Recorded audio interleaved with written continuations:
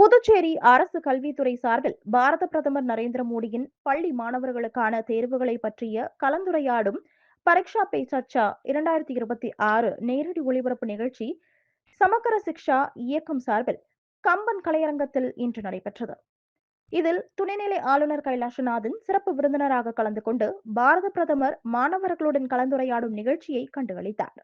இந்த நிகழ்ச்சியின் போது பிரதமருடன் நேரடி கலந்துரையாடல் நிகழ்ச்சியில் இந்த ஆண்டு பங்கு பெற்ற கலித்தீர்த்தாள்குப்பம் கலைஞர் கருணாநிதி அரசு மேல்நிலைப் பள்ளியின் மாணவி கீர்த்தனா, கடந்த ஆண்டு நிகழ்ச்சியில் கலந்து கொண்ட காரைக்கால் பள்ளி மாணவி கிருத்திகா சங்கர் ஆகிய இருவரையும் மேடைக்கு அழைத்து சிறப்பித்தார்.